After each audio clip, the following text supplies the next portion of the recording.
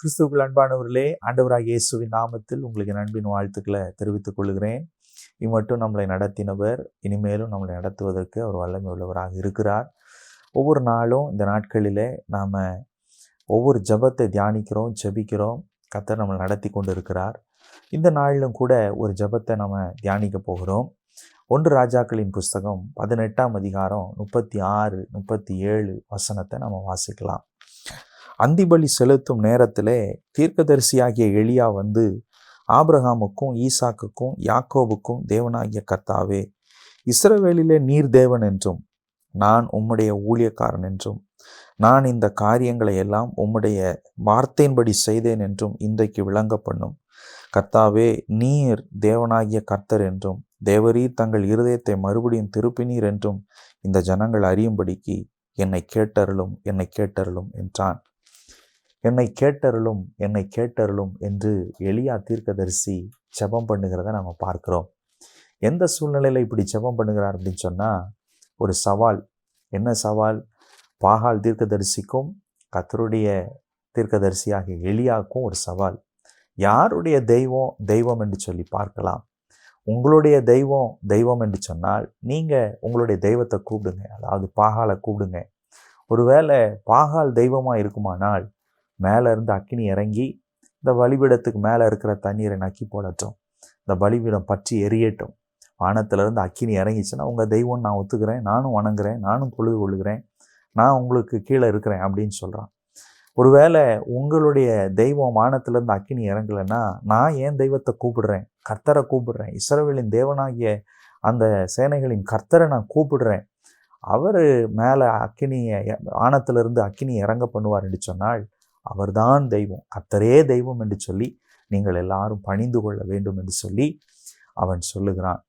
காலையிலிருந்து அந்திபலி செலுத்துகிறதான நேரம் வரைக்கும் பாகால் தீர்க்கதரிசிகள் என்னென்னலாமோ செய்கிறார்கள், குதிக்கிறார்கள், கத்துகிறார்கள், போராடுகிறார்கள், என்னென்னலாமோ பண்ணுறாங்க, கத்தி எடுத்து கீறி கொள்ளுகிறார்கள், என்னென்னலாமோ செய்கிறாங்க. ஆனால் ஒன்றும் வரலை, வானத்திலிருந்து அக்கினி இறங்கவே இல்லை. ஆனால் சாயந்தர வேளையில் அந்திபலி செலுத்துகிற நேரத்தில் பலிபீடத்துக்கு எல்லாம் பலிபீடத்தை ரெடி பண்ணி ஆயத்தம் பண்ணிட்டு மேலே தண்ணியெல்லாம் ஊற்றிட்டு எலியா கர்த்தரை நோக்கி ஜெபம் பண்ணுகிறான்.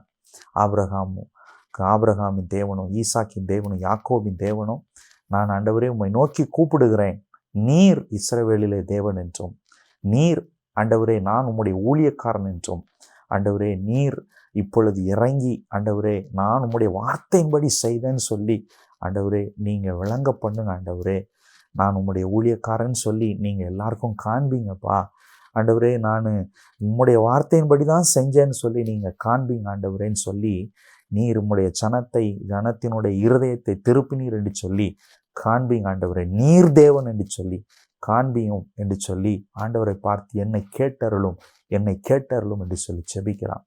ஒரு ப்ரூவ் பண்ண வேண்டிய ஒரு சூழ்நிலை, நிரூபிக்க வேண்டிய சூழ்நிலை. கர்த்தர் நீர் என்னோடு கூட இருக்கிறீர் என்பதை நீர் நிரூபிங்க ஆண்டவரே, எல்லாரும் அறிந்து கொள்ளும்படியாக நீர் ஆண்டவரே, இந்த ஜனங்கள் எல்லாரும் அறிந்து கொள்ளும்படியாக நீர் நிரூபியும் ஆண்டவரே, நீர் இறங்கி வாரும் ஆண்டவரேன்னு சொல்லி செபிக்கிற அந்த ஜெபத்துக்கு கர்த்தர் பதிலை கொடுத்தார். இன்றைக்கு ஒருவேளை உங்களோட ஆண்டவர் இருக்கிறார் என்பதை நீங்கள் நிரூபிக்க வேண்டிய நிலைமையில் இருக்கலாம். எலியாவை போல ஜெபம் பண்ணுங்க. ஆண்டவரே, ஆபிரகாமின் தேவனே, ஈசாக்கின் தேவனே, யாக்கோபின் தேவனே, நீர் தேவன் என்று சொல்லி, நீர் நான் உம்முடைய பிள்ளை என்று சொல்லி, நான் உம்முடைய ஊழியக்காரன் என்று சொல்லி ஆண்டவரே நீர் நிரூபிங்க ஆண்டவரே, வாங்கப்பா, இறங்குங்கப்பா ஆண்டவரே, என் காரியத்தில் நீர் இறங்குவீராக. அன்றைக்கு எலியாவின் காரியத்தில் கர்த்தர் அக்கினியாக இறங்கினது போல என் குடும்ப காரியத்தில் நீர் அக்கினியாக இறங்குவீராக, என்னுடைய ஆவிக்குரிய காரியத்தில் கர்த்தர் நீர் அக்கினியாக இறங்குவீராக, என்னுடைய பொருளாதார காரியத்தில் நீர் அக்கினியாக இறங்குவீராக ஆண்டவரே, என்னுடைய சூழ்நிலையில் கர்த்தர் நீர் அக்கினியாக இறங்குவீராக, என்னுடைய திருச்சபையில் கர்த்தர் நீர் அக்கினியாக இறங்குவீராக, என்னுடைய ஊழியத்தில் கர்த்தர் நீர் என்னோடு கூட இருக்கிறீர் என்பதற்கு அடையாளமாக கர்த்தர் நீர் இறங்கும்படியாக நாங்கள் செபிக்கிறோம் ராஜா, என்னை கேட்டருளும், என்னை கேட்டருளும் என்று சொல்லி இன்றைக்கு நீங்கள் செபிப்பீர்கள் என்று சொன்னால் கர்த்தர் உங்களுடைய எல்லா காரியத்திலையும், உங்களுடைய வேலை காரியம், உங்களுடைய பிஸ்னஸ் காரியம், உங்களுடைய எல்லா பிள்ளைகளுடைய காரியம், எல்லா காரியத்திலையும் கர்த்தர் இறங்கி வந்து அவர் கிரியை செய்வதற்கு வல்லமை உள்ளவராக இருக்கிறார். அவரும் தகப்பன் என்று சொல்லி நீங்கள் அவர் பிள்ளைன்னு சொல்லி அவர் நிரூபிப்பார், அவர் காண்பிப்பார். அவரால் செய்யக்கூடாத அதிசயமான காரியம் என்று ஒன்றுமே இல்லை. ஜெபிங்க, இந்த மாதிரி என்னை கேட்டறலும் ஜெபம் பண்ணுங்க. கர்த்தர் நிச்சயமாக இறங்குவார். ஜெபிப்போமா?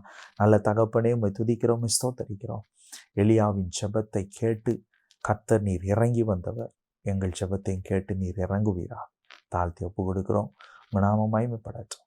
இயேசுவின் நாமத்தில் ஜெபிக்கிறோம் பரலோக நல்ல பிதாவே. ஆமேன், ஆமேன், ஆமேன். கர்த்தர் நல்லவர். உங்களை ஆசீர்வதிப்பார். தேங்க்யூ. God bless you.